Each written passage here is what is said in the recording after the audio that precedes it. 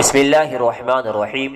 السلام علیکم ورحمۃ اللہ وبرکاتہ۔ ناظرین، استقبال ہے آپ کا الہند نیوز میں۔ ناظرین، ہمارے چینل کو سبسکرائب کر دیجئے، بیل آئیکن کو دبا دیجئے۔ دیش اور دنیا کی تازہ اپڈیٹ اور خبریں میں آپ کو سنانے جا رہا ہوں۔ ناظرین، سب سے بڑی اور اہم خبر ہے کہ مسلمانوں کو ظلم اور تشدد کا نشانہ بنایا گیا ہے اور بنایا جا رہا ہے۔ ایسا بیان ملک کے معروف عالم دین حضرت مولانا عمرین محفوظ رحمانی صاحب نے دیا ہے۔ مولانا نے کہا کہ اس سے پہلے آسام میں جیسی اور جتنی وحشت اور بربریت کا ثبوت دیا گیا اور مسلمانوں کی ہمت شکنی کے لیے جس طرح دینی خدمت انجام دینے والے علماء اور ملت کے حق میں آواز اٹھانے والے نوجوانوں کو جیل کی سلاخوں کے پیچھے ڈالا گیا، یہ سب حالات یہ بتانے کے لیے کافی ہے کہ ملک بہت تیزی سے بدامنی اور تعصب کی زہرناک کی طرف بڑھ رہا ہے۔ یہ صورتحال سخت تشویشناک ہے۔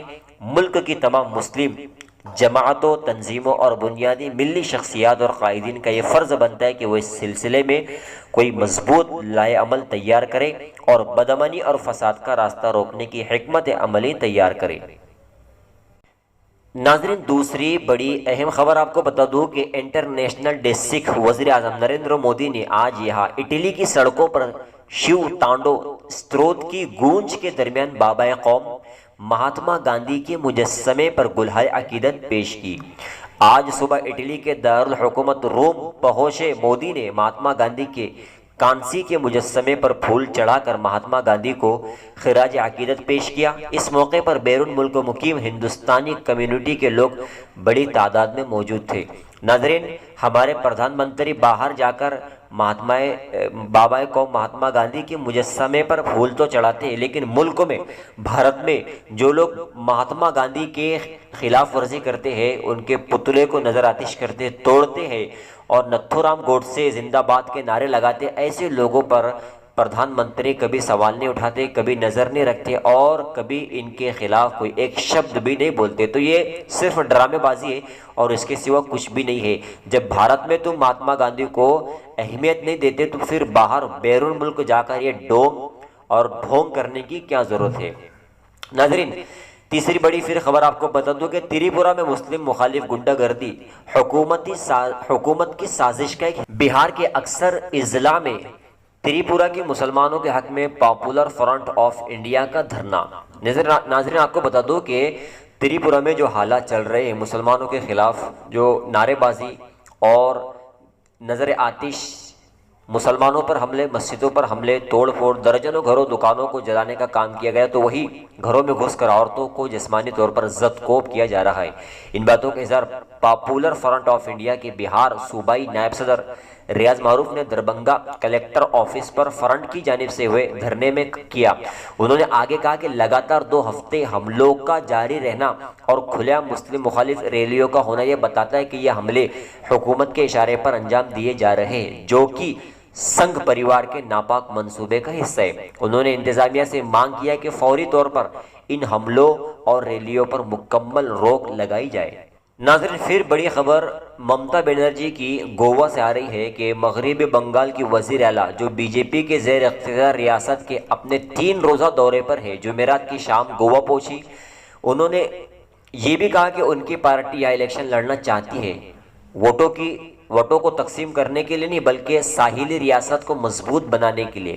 انہوں نے کہا کہ گوا کو گوا سے ہی چلایا جائے گا، دہلی سے کنٹرول کرنے کی کوئی ضرورت نہیں ہے۔ انہوں نے کہا کہ ان کی پارٹی لوگوں کو مذہبی بنیادوں پر تقسیم نہیں کرتی، چاہے وہ ہندو ہو، مسلمان یا عیسائی ہو۔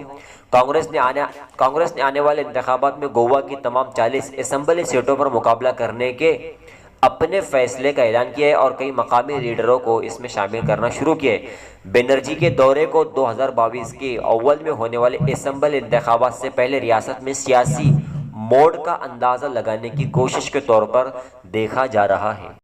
ناظرین، پھر بڑی خبر، اہم خبر ہے اور وہ یہ کہ اردو ہندوستان ہی کی نہیں بلکہ دنیا کی ایک زندہ اور توانا زبان ہے۔ بر صغیر سے باہر بھی اردو رابطے کی ایک بڑی زبان تسلیم کی جاتی ہے۔ اردو میں ترقی کے تمام امکانات موجود ہیں، بس اسے ٹیکنالوجی سے مزید ہم آہنگ کرنے کی ضرورت ہے۔ ان خیالات کا اظہار بھوپال اقبال لائبریری میں بزم شاہد اختر کے زیر اہتمام منعقدہ سیمینار میں اردو دانشوروں نے کیا۔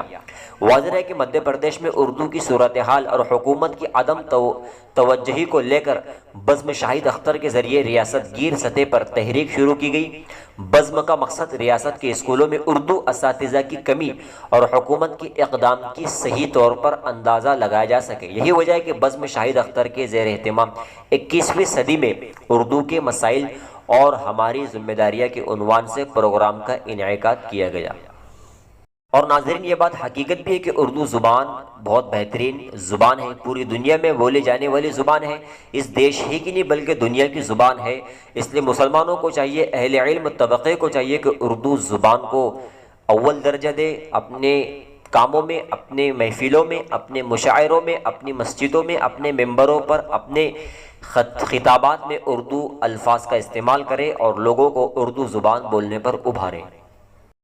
ناظرین، پھر افسوسناک خبر ہے کہ 29 اکتوبر مظفر پور کے سرایا تھانے علاقے کے ری پورا گاؤں میں جمعرات کی دیر رات 1 بجے 2 لوگوں کی مشتبہ حالت میں موت ہو گئی۔ وہی ایک نوجوان کی حالت سنگین ہے، شراب نوشی موت کی وجہ بتائی جا رہی ہے، حالانکہ اب تک سرکاری طور پر تصدیق نہیں کی گئی۔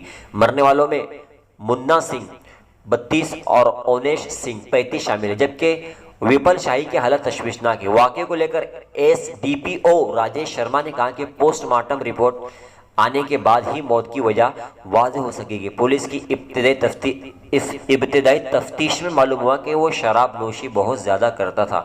مقامی لوگوں کا کہنا ہے کہ جمعرات کی دیر رات گاؤں میں ایک پارٹی میں کئی لوگ شامل تھے، اس دوران جم کر شراب نوشی کی گئی تھی۔ منا سنگھ، اونیش سنگھ اور وپل بھی اس پارٹی میں شامل تھے۔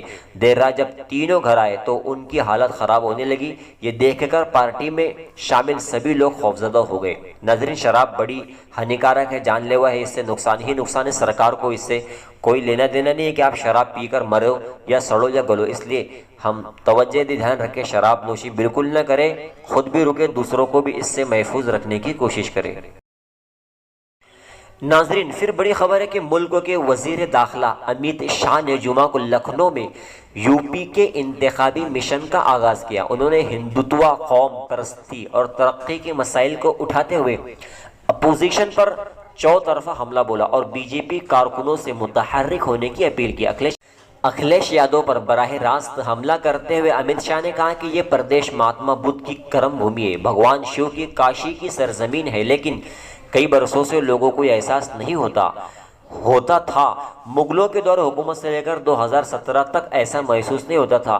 2017 میں BJP کی مکمل اکثریت والی حکومت آئی تو اس نے UP کو اس کی اصل شناخت دلائی۔ حالانکہ لوگ تو یہ بھی کہہ رہے ہیں کہ UP میں جو کچھ ہے، لکھنؤ میں خاص طور پہ وہ سب اکھلیش یادو حکومت نے بنایا گیا ہے۔